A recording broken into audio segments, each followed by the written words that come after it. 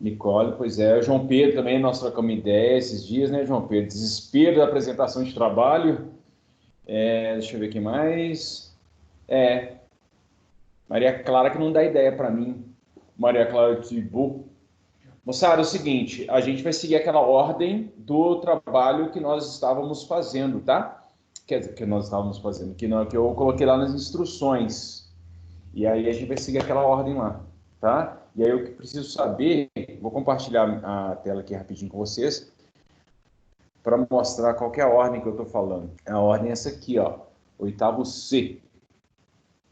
Aqui, ó, Revolta de Beckman, Chiara, Luca, Lucas G, Guilherme e Pedro Lemos. Vocês estão aí? Vocês estão prontos para apresentar?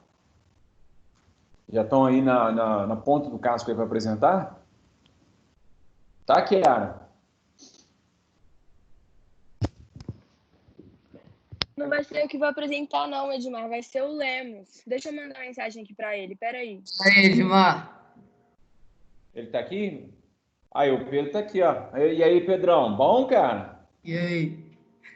Beleza. Você tá com a apresentação aí? Tô. Beleza, não precisa abrir a câmera não, só compartilhar a tela, viu? Tá bom.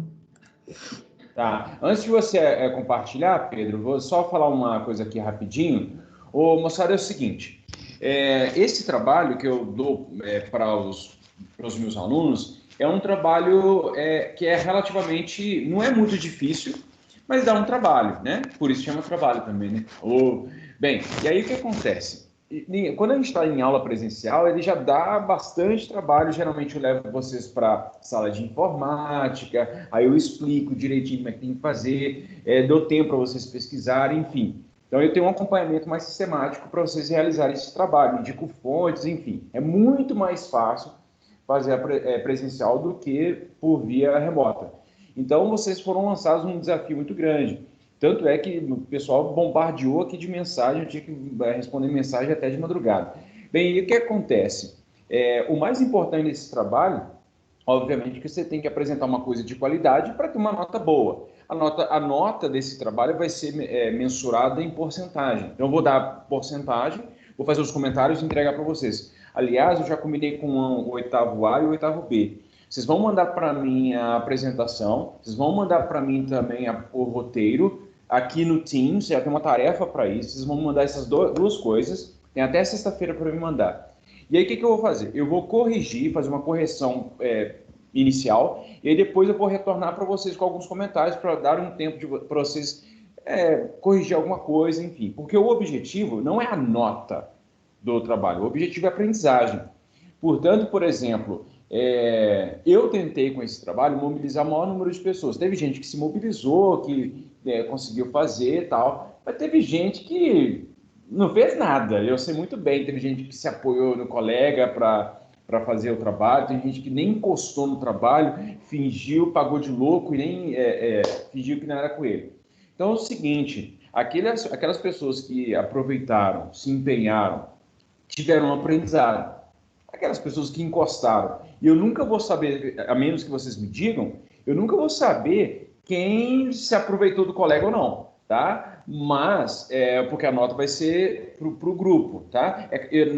No roteiro, eu vou dar uma individualizada. Eu vou lá na conclusão pessoal e vou ver se a pessoa, de fato, teve uma compreensão boa ou não. Portanto, lembrando o seguinte, então no roteiro tem que ter as conclusões pessoais. Se o grupo, por exemplo, aqui do Pedro Lemos e da Chiara tem 5 pessoas, tem que ter 5 conclusões. Tem a conclusão de cada um lá, tá? Então, é isso. Alguma pergunta? Alguma questão, por enquanto? Não, sim, não, são sim, são não. Então, bora lá, Pedro. Pode compartilhar sua tela aí conosco e aí a dinâmica vai ser o seguinte, o Pedro vai explicar. E aí, depois que o Pedro terminar, eu vou fazer algum comentário e aí a gente vai já para o próximo trabalho, que é Guerra dos Emboabas, viu? Então já fique esperto aí, moçada. Com você, Pedro. O nosso trabalho foi a Revolta de Beckman e os integrantes do grupo foram Chiara, Guilherme, Lucas Guimarães, Luca e Pedro Lemos. Aí, primeiro, eu vou começar falando onde e quando aconteceu, que a revolta de Beckman, também conhecida como a revolta dos irmãos Beckman, aconteceu no estado do Maranhão, em 1684. E, beleza. Aí, os grupos envolvidos foram os jesuítas e os senhores de Ô, engenho. Lemos, tem que colocar o trem no modo de apresentação. Burro.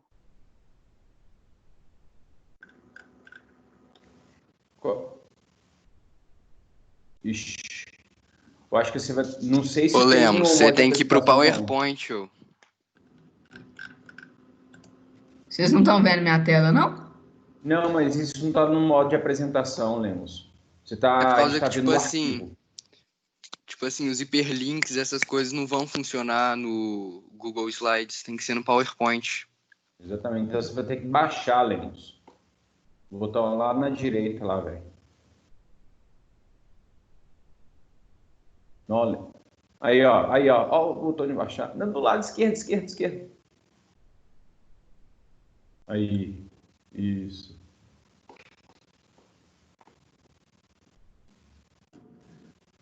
Aí, quando aparecer, velocidade, a internet tá boa aí, hein? Não, eu tô falando sério, eu tô achando boa, porque ela baixou rapidinho. Se vocês soubessem como que era o início da internet, vocês iam pirar. Aliás, tem uns videozinhos mostrando como é que a gente fazia.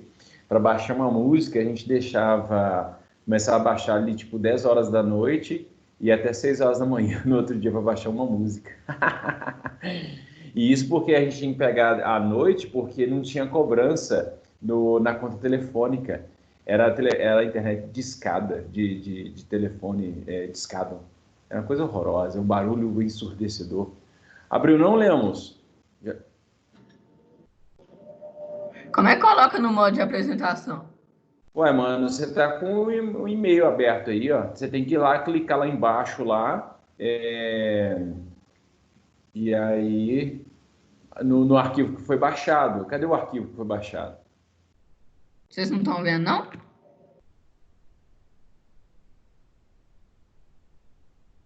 Não, a gente tá vendo não. A gente tá vendo a sua página aí, o seu e-mail. O Gabriel Mal tá perguntando aqui, porque só. Ô, Gabriel, não é pela aquela turma comum, não. Aquela turma geral lá, não. Tem uma. Olha no seu calendário que eu coloquei o oitavo C. Deixa eu ver aqui. Enquanto eu coloquei a turma para entrar aqui nessa sala, você tem que ir lá no calendário e aí tá, acho que é a apresentação de trabalho, uma coisa assim. Viu, Gabriel Malta? Gabriel Malta. Nó, Lemos, você já baixou, mano. Aí, ó. Aí, agora clica no botão. Isso. Agora ele vai aparecer. Ele deveria aparecer, né?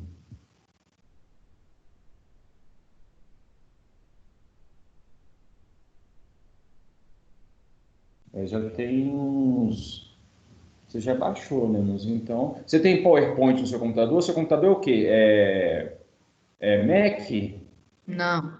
Ah, então de boa, tinha que aparecer aí, ué. Então descompartilha a tela aí, porque de repente você não tá. Porque aí você vai lá em Downloads e aí olha lá você se baixou. Aí você clica lá no arquivo. Não, você tem que ir lá nos arquivos baixados. Você já baixou aí umas 3 vezes. Não, aí você tem que ir na área de trabalho do seu computador. Você tem que ir na área de trabalho do seu computador. Não, isso aí é o Gmail, não tem nada a ver com o Gmail. Você minimiza essa janela aí, você minimiza, clica lá no botão, isso, minimiza, aí você vai lá nos arquivos. Se quiser descompartilhar aí, porque senão a gente vê coisa do seu e-mail, do seu computador. Descompartilha. Aí você vai lá, isso. Agora, Pedro, você vai lá nos arquivos, tem uma aula lá da área de trabalho de downloads. Aí você entra lá em downloads, os arquivos estão lá. Aí clica num e vê se aparece. Se não funcionar, você vai ter que abrir você tem que procurar o PowerPoint no seu computador e aí abre um documento e aí vai em abrir. E aí com esse recurso abrir, aí você procura o arquivo baixado. Tá. Edmar, Conseguiu? Sim. aqui, o meu computador, ele não é da Windows, né? Ele é da Google. Aí, tipo, eu não tenho com PowerPoint baixado também. Aí aconteceu a mesma coisa comigo. Aí, só que como a Ana Lúcia do meu grupo, ela me mandou por e-mail. E aí você tem que fazer o download dele, salvar ele e entrar depois que aí o hiperlink funcione, tudo todo funciona, entendeu? Ah, saquei. Pois é, Pedro. Então aí o Pedro também. O seu não tem PowerPoint, Pedro? Você sabe se tem PowerPoint? Ô, Lemos, Não sei. Oi. sai do Chrome, entra na área de trabalho, vai na pasta de downloads e clica no download que você fez. Que aí você vai abrir direto no PowerPoint. Ô, Mas onde Malta, que você conseguiu entrar? Hã?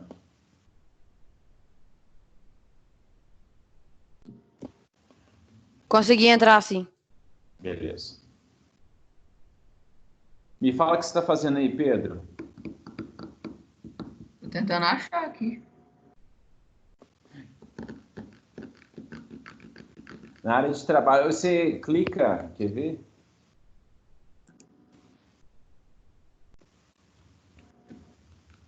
Se você clicar tem sempre uma pastinha, um desenho de uma pastinha aí qualquer. Aí você clica na pastinha, aí na parte esquerda, assim, em cima, você vai ver downloads.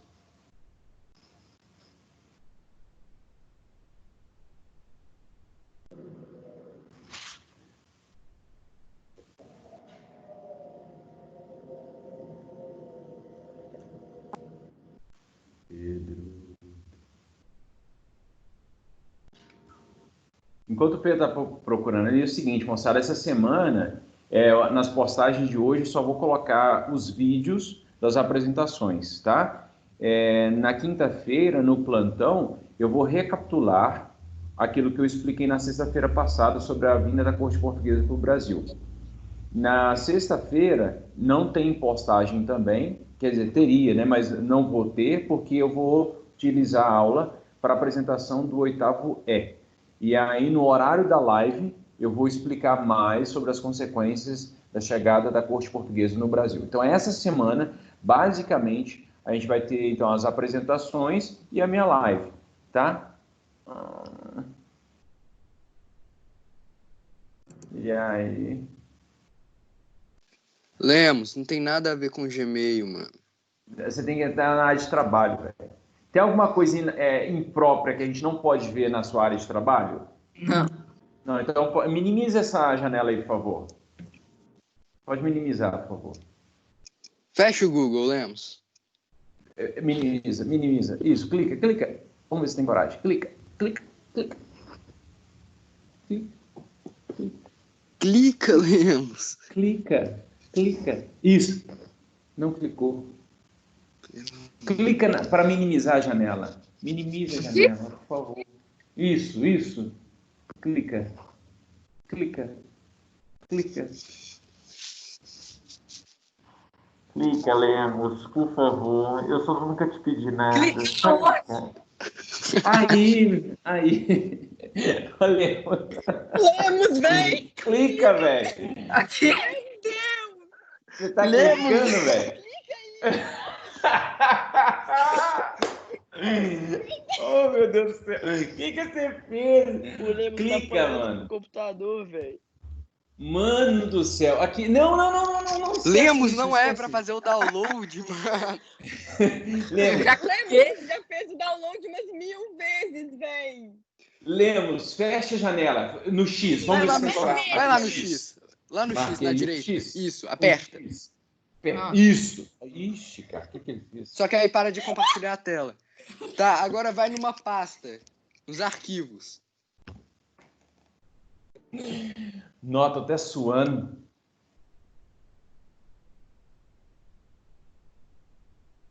Kaiser, liga pro Lemos agora e fala com ele.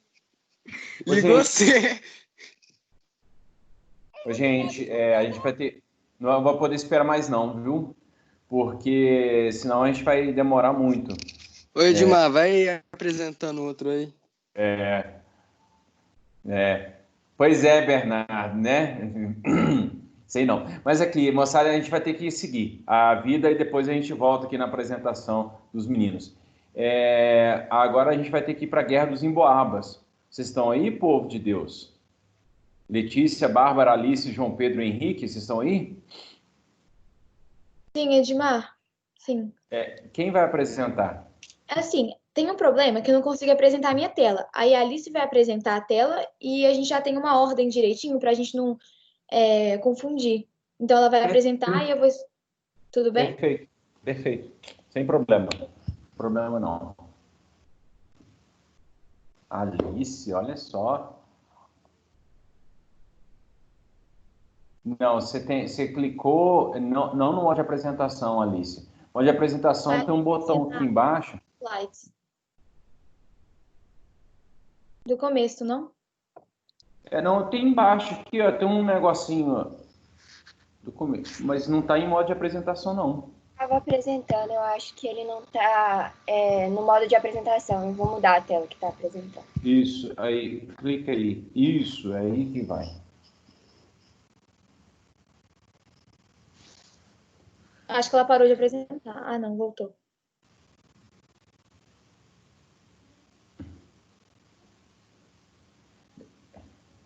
Aí, ó, isto.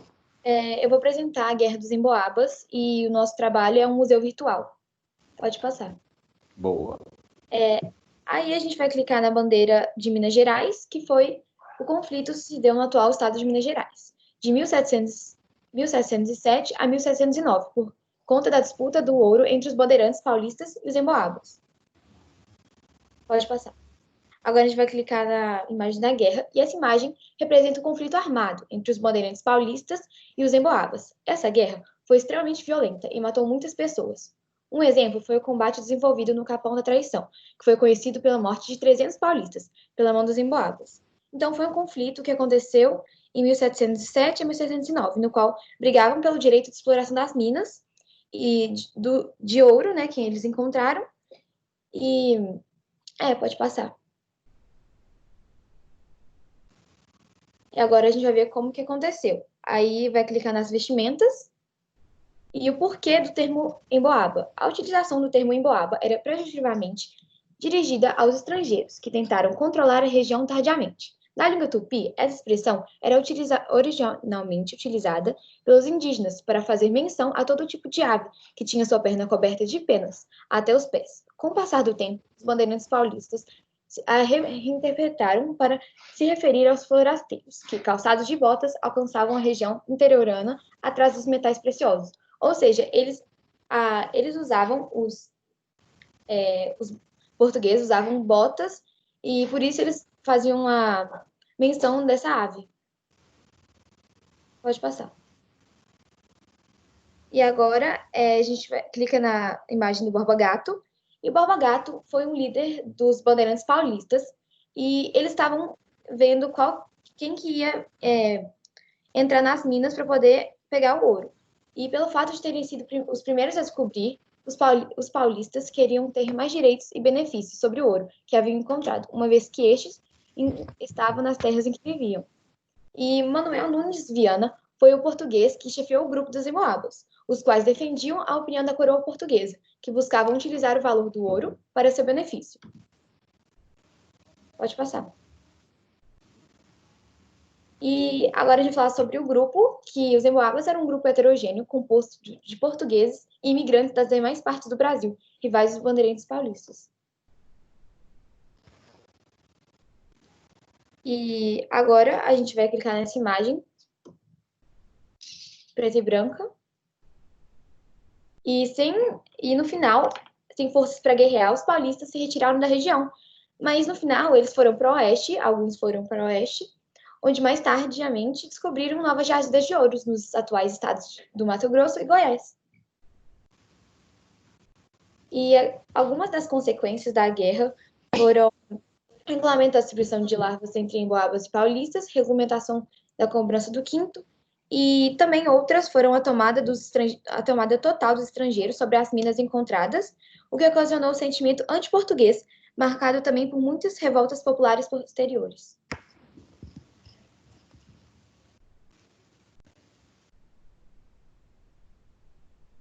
Acabou. Acabou. De nada. Muito bem. Quem estava falando é a Letícia, né? É o seguinte, pessoal, algumas coisas importantes. Bem, depois eu vou fazer alguns comentários específicos para o grupo, tá? Eu notei que as informações, em grande medida, estão bem pesquisadas. Acho que, enfim, eu só quero comentar o positivo agora e aí depois alguns detalhes eu vou mandar para o grupo aí vocês dão uma olhada, tá? Lembrando que vocês vão ter tempo de corrigir essas coisas e depois me reenviar. O que é importante lembrar da Guerra dos Emboabas? Tem duas coisas importantes aí. Bem, primeira coisa é o fato de que a Guerra dos Emboabas gerou o nosso estado. Nós somos resultado, Minas Gerais surgiu a partir da Guerra dos Emboabas. Por quê? Porque a coroa portuguesa percebeu que se ela não ficasse mais vigilante, mais atuante aqui na colônia, o que aconteceria? Haveria constantes disputas entre os diferentes grupos. Então, a coroa portuguesa resolveu criar as casas de fundição para controlar a circulação do ouro. A partir da Guerra dos Emboabas, então, se formou o nosso estado, que na época não se chamava Estado de Minas Gerais, se chamava Capitania das Minas de Ouro. Então, isso foi muito importante, e a coroa portuguesa começou a atuar de forma mais presente, com a fiscalização mais intensa, para evitar contrabando, para evitar conflitos e por aí vai. Bem, uma outra coisa importante que aconteceu é o fato de que os paulistas, quando saíram daqui, na verdade, eles foram expulsos. Eles acabaram indo para Goiás e para o Mato Grosso, e lá eles descobriram novas jazidas.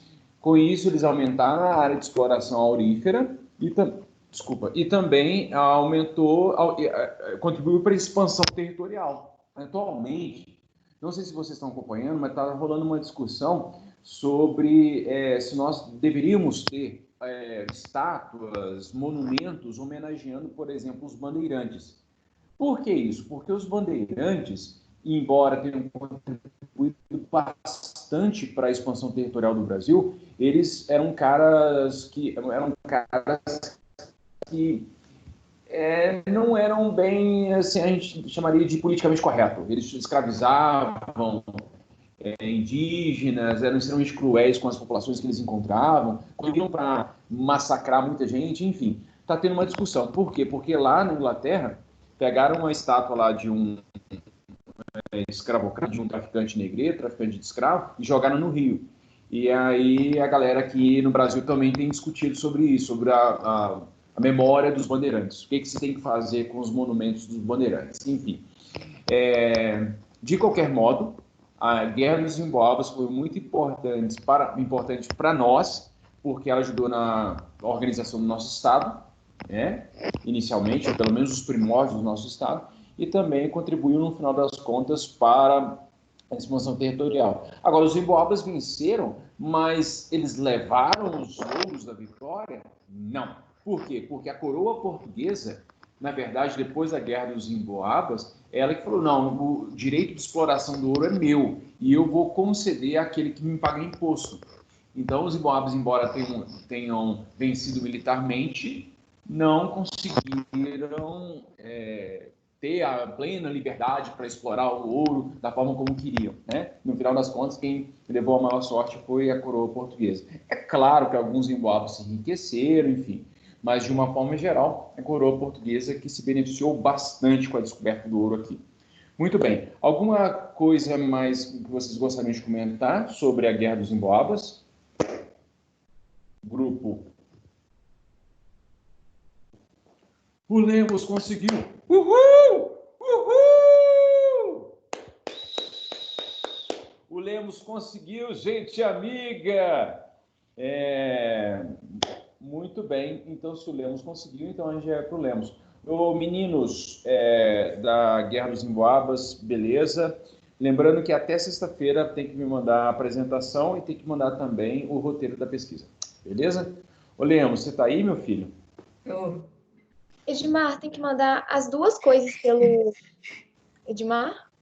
Sim, eu estou te ouvindo, Letícia. As duas coisas pelo Teams? Isso, as duas. Até sexta-feira. Se quiser dar mais uma melhorada lá, tá? Tem um tempinho aí. Vai lá, Pedro. Tá.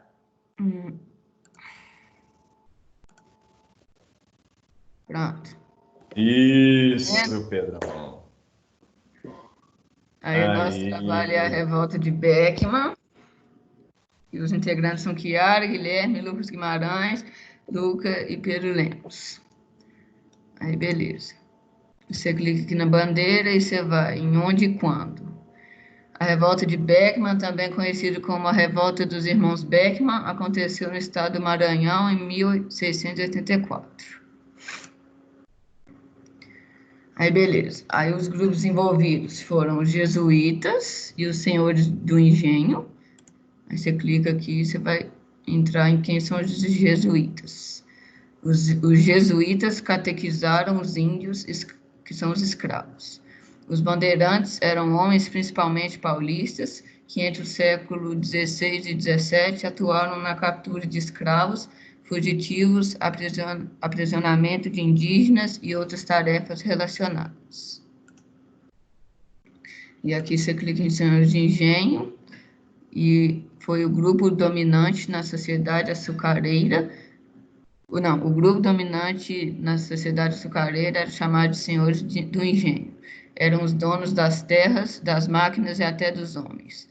Possuíam muita riqueza e prestígio. Eles tinham poder sobre todos os habitantes do engenho, do padre aos escravos, além dos familiares e dos trabalhadores livres. E os fatos importantes, sob a liderança dos irmãos Manuel e Thomas Beckman, senhores de engenho na região, e de Jorge Sampaio de Carvalho, com a adesão de outros proprietários, comerciantes religiosos insatisfeitos com os privilégios dos jesuítas, um grupo de 60 a 80 homens mobilizou-se para a ação, assaltando os armazéns da companhia. Os comerciantes locais sentiam-se prejudicados pelo monopólio da companhia. Os grandes proprietários rurais entendiam que os preços oferecidos pelos seus produtos eram insuficientes. Os apressadores de indígenas, contrariados em seus interesses, reclamavam da aplicação das leis que proibiam a escravidão dos nativos. A população em geral protestava contra a irregularidade do abastecimento dos gêneros e os elevados preços dos produtos. Para contornar a questão de mão de obra, os senhores de engenho locais organizaram tropas para invadir os aldeamentos organizados pelos jesuítas e capturar indígenas como escravos. Estes indígenas evangelizados constituíam a mão de obra utilizada pelos religiosos na atividade de coleta das chamadas drogas do sertão. Diante das agressões, a Companhia de Jesus recorreu à coroa, que interveio e proibiu a escravização do indígena, uma vez que esta não trazia lucros para a metrópole. Aí clica aqui na seta e diferentes objetivos. O objetivo principal da revolta de Beckman era finalizar as atividades da Companhia de Comércio do Maranhão, para acabar com o monopólio. A revolta de Beckman teve como uma de suas motivações o fato de que os donos de engenho queriam escravizar os indígenas protegidos pelos jesuítas, dada a escassez de escravizados africanos na região e os altos custos destes. E os resultados foram: Manuel Beckman e Jorge Sampaio foram enforcados. Thomas Beckman, exilado por 10 anos. A Companhia do Comércio foi extinta. Os índios aprisionados em guerra ficaram na escravidão como uma forma de permitir aos colonos que utilizassem os índios como escravos e de conter novas rebeliões. Apesar do fracasso, esse foi o primeiro movimento anticolonial organizado, embora não tivesse ocorrido aos dirigentes do movimento à independência da colônia em relação a Portugal. Ou seja, a condição colonial chegou a ser questionada. É isso. O Lemos engatou uma quinta ali e foi direto. Meu filho, olha só, pois é, você tem noção daquilo que você apresentou, daquilo que foi dito no trabalho? Sim. Sim. Então tá. Pode parar de Olha só, compartilhar. moçada, parou de compartilhar. Ah, tá. Seguinte, moçada, a revolta de Beckman, ela foi bastante importante e emblemática por uma coisa muito importante que eu estava falando, inclusive, na última aula, que é a questão do exclusivo colonial. Um fato ou o que determina que um território pertence ao outro é o exclusivo colonial. Para que a coroa portuguesa conseguisse manter o exclusivo colonial aqui na região, ela não tinha funcionários suficientes para fiscalizar tudo. E aí o que a coroa fez? Fez uma parceria público-privada, ou seja, criou uma empresa ou ajudou na criação de uma empresa, e essa empresa então intermediava o negócio entre a metrópole e a colônia. O problema todo é que essa empresa, que é a Companhia das Índias, sobretaxava os colonos, cobrava muito imposto dos colonos, porque ela também tinha que pagar imposto para a coroa, prometeu que iria levar escravo africano para lá e não levou, e aí por causa disso, os colonos do Maranhão e do Pará, Grão-Pará, queriam escravizar os indígenas. Aí vem uma outra treta. Por quê? Porque os jesuítas não queriam de forma alguma que os indígenas fossem escravizados. E essa treta entre colonos e jesuítas vai dar muito, muito problema para os jesuítas depois. Mas, enfim, de qualquer modo, os colonos queriam escravizar os indígenas, queriam pagar um preço mais justo pelos produtos, e como a coroa portuguesa não resolvia a situação, os caras que resolveram fazer uma revolta. Essa revolta acabou culminando com a morte de um dos líderes, mas e sempre a punição que era feita nesses momentos era sempre exemplar. O castigo exemplar foi uma prerrogativa da colonização portuguesa no Brasil. A colonização portuguesa no Brasil foi essencialmente e fundamentalmente violenta. Essencialmente. Para vocês terem uma ideia, todas as vezes que um povoado se tornava uma cidade, naquela época não se chamava cidade, era vila. Mas toda vez que um povoado se tornava uma vila, uma das primeiras coisas que eles colocavam no centro da cidade era um pelourinho. O pelourinho era o local onde o escravo era açoitado, ele era castigado. Por que eles colocavam um pelourinho no centro da cidade? Para mostrar, para marcar que aquela ali era uma sociedade escravocrata e violenta. Isso de forma de vamos colocar o pelourinho? Não, mas eles colocavam o pelourinho para mostrar que se os escravos tentassem fazer qualquer coisa contra os seus senhores, eles seriam punidos. Então, simbolicamente, aquilo exerce uma influência psicológica terrível nos escravizados. E aí, portanto, é uma forma de sistema de controle, né, da população, porque existia muito mais, dependendo do local, tinha muito mais escravo do que branco. E aí, como é que uma minoria consegue dominar uma grande maioria? Por meio dos efeitos psicológicos, por meio da ameaça constante, por meio desse tipo de ameaça. Olha, se vocês fizerem alguma coisa, vocês vão ser punidos. E aí, quando, por exemplo, os líderes das revoltas são enforcados em praça pública, como se fosse um evento de domingo, a galera vai passear, vou dar um olhar ali, vou ver alguém ser enforcado. Isso significa, portanto, que a sociedade, como não tinha uma constituição, não tinha uma lei que valesse para todo mundo, era só por meio da força que havia uma segurança social. Então, e isso a gente herdou. A cultura brasileira herdou bastante esse modus operandi da prática violenta, de um Estado repressivo contra os seus cidadãos. Tanto é que vira e mexe a gente acha que é essa a melhor solução para a gente conduzir o país. Bem, vamos lá. Depois eu mando os recados, os comentários para vocês sobre a apresentação. Agora é a revolta de Felipe dos Santos. A Júlia Valtudes, Ana Lúcia, Marina, Natan e Gabriel Malta. Vocês estão aí? Eu, Então, Edmar. tô aqui, Edmar. Coisa linda. Quem vai apresentar? Na verdade, a gente vai fazer, tipo, cada parte um vai falar, entendeu? E quem vai Aí compartilhar a tela? eu vou compartilhar. E queria falar um negócio de início que o Natan, ele falou que o Teams dele tá meio bugado. E aí ele não conseguiu entrar na live, porque nem a câmera nem o microfone dele ficam ligados. E aí ele falou que vai, tipo, enviar o vídeo da parte dele para você no Teams, entendeu? Se não tiver problema. Ah, tá. Mas aí, de qualquer modo, vocês mostram o slide que ele apresentaria. Não, e depois eu a vejo. gente vai mostrar, a gente vai mostrar.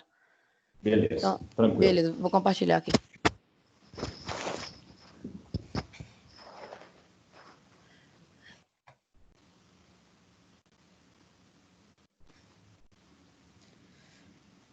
Foi aí? Foi. Beleza. Deixa eu botar no modo apresentação. Tá, esse aqui é o nosso Museu de Filipe dos Santos. E aqui é um museu, né? E tem 2 seguranças só pra botar mesmo. Ô, Gabriel, não está no modo de apresentação ainda não. Não? Não, pelo menos para mim não apareceu não. Pra mim Ué. também não tá. No meu tá. Tá como modo edição. Você clicou aí embaixo para Aham, cliquei. Aqui, ó. Agora eu cliquei. Deixa eu ver se vai. Ué, o meu aqui tá indo no modo de apresentação. Não, então mete fita aí, mete a fita, não tem problema não, a gente tá vendo. Tá bom. Também. Mas vocês conseguem. Passa o próximo slide, vocês estão vendo? O próximo slide? Não, eu tô vendo a tela inicial. Ué. Mas Tá alguém tá gravado. vendo só a tela inicial, moçada? Eu tô conseguindo ver também de tô boa vendo aqui. só na atualização. Aí passou. Agora foi pro Passou. segundo slide. Beleza, mas beleza. tá no Tá. modo de edição ainda. Tá, deixa eu tentar ver aqui.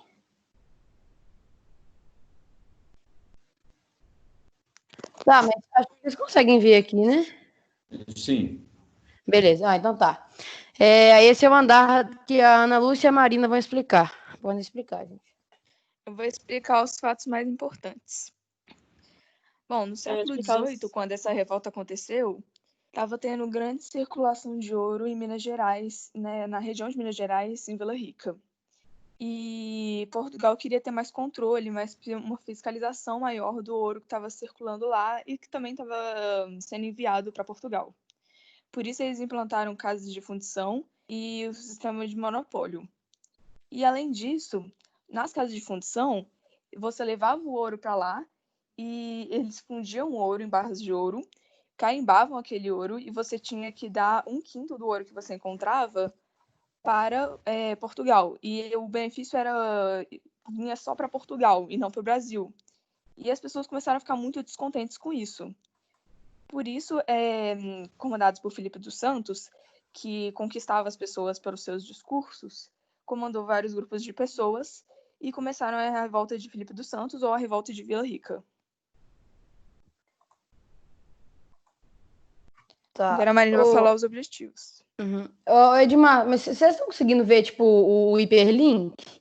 Não, a gente só tá vendo a edição. Tá. É porque pra mim tá dando, mas não sei por que vocês não estão dando. Eu vou, tipo, esses são os fatos mais importantes. Compartilhe. Eu vou explicar os objetivos do trabalho. Calma aí, Marina, calma aí. O que é, Edmar? Descompartilha e compartilha de novo para ver se resolve. Rapidão. Deixa eu voltar aqui no Teams. Descompartilhei. Agora eu vou compartilhar de novo. Aí, já deixa no modo lá apresentação. Já deixa tá, beleza. Eu vou deixar aqui. Tá no modo apresentação.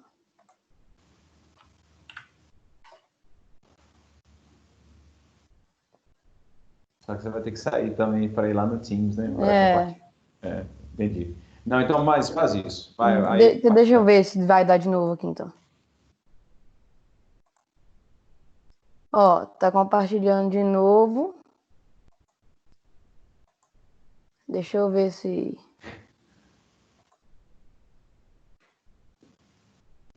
Foi não. Sem problema, não. Foi não? Ah, Não. então tá. E, na verdade, vocês colocaram lá, o primeiro slide é a entrada do museu, aí a primeira sala tem 2 quadros, aí você clica no quadro e aí vai para as informações.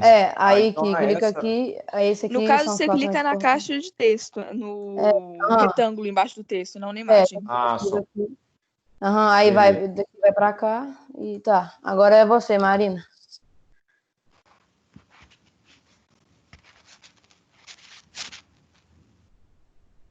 Marina? Tá. Os objetivos da revolta de Vila Rica foram... Oi? Oi. Vai, pode ir. Vocês estão me ouvindo? Sim. Vocês estão me ouvindo? Sim. Ah, ok. Os objetivos da revolta de Vila Rica foram que os revoltantes queriam o fim das casas de fundição, como a Ana Lúcia já explicou, que cobravam muito ouro para ir para Portugal. Quer dizer, que eles cobravam 1/5 do ouro para o benefício próprio de Portugal. Eles queriam o fim do monopólio de fumo, sal, do gado e de aguardente, que é um tipo de bebida alcoólica. E eles queriam a redução de alguns impostos também. Isso. Tá, esses são os objetivos.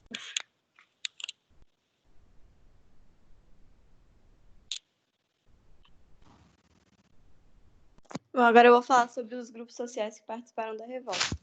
A revolta foi realizada por latifundiários, comerciantes e mineradores, que estavam muito satisfeitos com algumas ações da corte portuguesa, como a criação da casa de fundição, do monopólio e altos impostos que estavam sendo cobrados.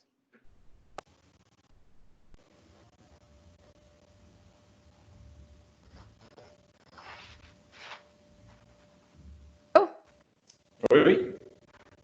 Foi? Pode passar para o próximo. Beleza.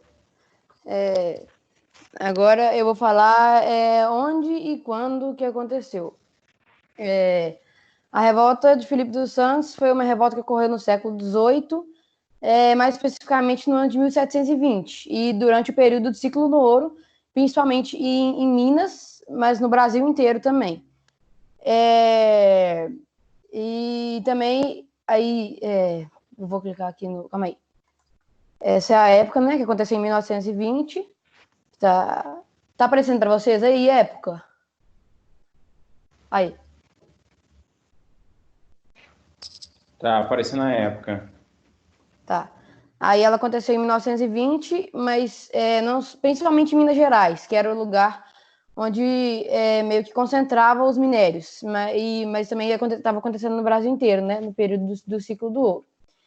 E aí o local dela foi em Ouro Preto, né, o atual Ouro Preto, que é a antiga Vila Rica, e que se localiza no estado de Minas Gerais, no Brasil, como eu tinha dito antes. Essa cidade era a cidade que mais possuía minérios, e principalmente o ouro, né, que foi por causa dele que essa revolta aconteceu. E é isso.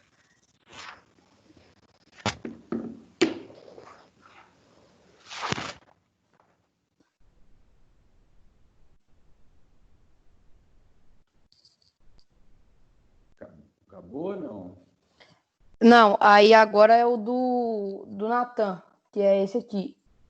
Só que o dele, ele não veio, aí ele vai te explicar. Eu vou só falar o básico, né? Que esses são resultados da revolta. E aí, quando a revolta acabou, o Filipe dos Santos foi condenado à morte e foi assassinado. E aí, tipo, com esses resultados da revolta, São Paulo e Minas também se separaram. Só que aí o Natan vai te falar direitinho lá, porque ele pegou a parte dele direitinho lá, tudo explicadinho, beleza.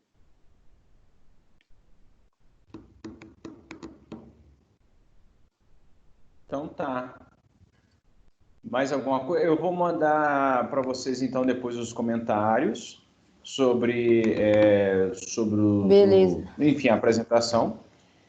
Inclusive ensinar para vocês porque vocês colocaram retângulos num muro que é o trapezoide. Eu vou ensinar para vocês como é que coloca lá depois, para ficar mais bonitinho. Beleza, Tá? obrigada, Na Edmar. quinta-feira eu vou utilizar o plantão para explicar isso para vocês. Beleza? Ô, moçada, eu vou ter que... tem a apresentação agora do 8º D, e aí eu vou ter que ir para lá. E aí o que a gente vai fazer? Então, na terça-feira da semana que vem, nesse mesmo horário, a gente vai ter as outras 3 apresentações dos outros 3 trabalhos. Tá bom?